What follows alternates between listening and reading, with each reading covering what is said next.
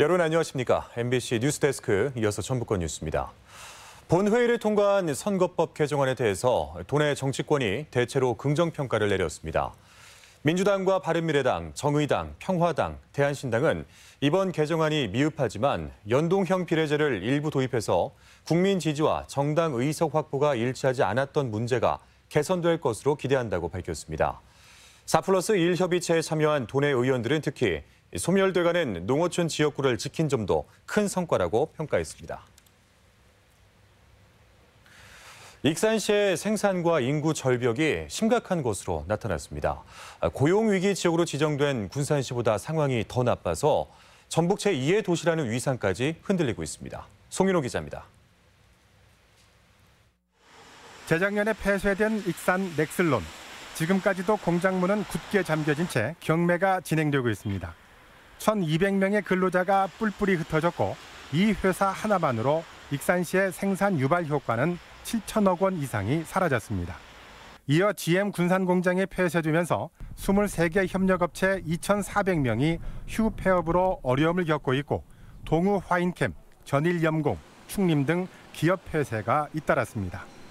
생산마비는 인구 절벽으로 이어지고 있습니다. 익산 통합시 출범 23년 만인 지난해 30만 명 선이 무너졌고 지난 7월에는 29만 명마저 깨졌습니다. 일자리만 있으면 다른 시에서도 이렇게 연로 올 수 있는데 그런 부분에서 많이 부족해서 청년들이 아무래도 떠나는 게 크지 않을까. 지난해 익산시의 인구 감소율은 3.78%로 군산 1.5, 전북도 1.71%에 비해서 2배가 넘었습니다. 이처럼 고용 위기 지역인 군산보다 극심한 생산과 인구 절벽으로 지역 내 위기감이 커지고 있지만 정부는 물론 전북도의 정책적 배려조차 찾아볼 수 없다는 불만도 높아지고 있습니다. 익산이 군산보다 더 취업하기도 힘들고 아무래도 정책적인 배려를 좀 해줘야 되지 않나 싶습니다. 호남의 3대 도시에서 밖으로는 순천과 여수에 추월당하기 직전이고 안으로는 군산에 역전될 상황입니다. 자칫 호남의 5대 도시 아래로 밀리는 게 아니냐는 위기감이 커지고 있는 만큼 새로운 성장 동력 개발과 최소한 전북도 차원의 대책은 필요하다는 분석입니다. MBC 뉴스 송윤호입니다. 전북대학교의 정시 모집에서 미충원된 수시 인원의 2월이 크게 줄어들어 주목됩니다. 2020학년도 정시 모집이 지난 26일부터 시작된 가운데 전북대의 경우 수시 2월 인원이 342명으로 지난해 546명에 비해 200명 이상이 감소해 예년과 큰 차이를 보였습니다. 대학 측은 3차까지 이른 수시 합격자 발표 기간에 합격생을 대상으로 등록을 적극 권유하고 또 입학 관리에 나선 결과로 분석했습니다.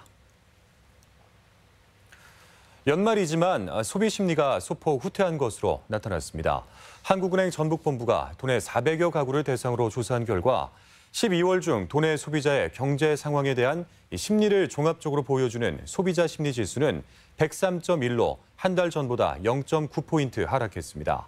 한편 전국 소비자 심리 지수는 전월보다 0.5포인트 하락한 100.4로 전북과 비교해 3포인트가량 낮았습니다. 전라북도 체육회 민간회장 선거에 도전하는 후보자들의 출마 선언이 잇따르고 있습니다. 가장 먼저 도전장을 내민 후보는 고영호 씨로 정치와 체육의 분리를 공약으로 내걸었으며 정강선 씨는 국제대회 유치 등 국제교류를 활성화하겠다는 포부를 밝혔습니다.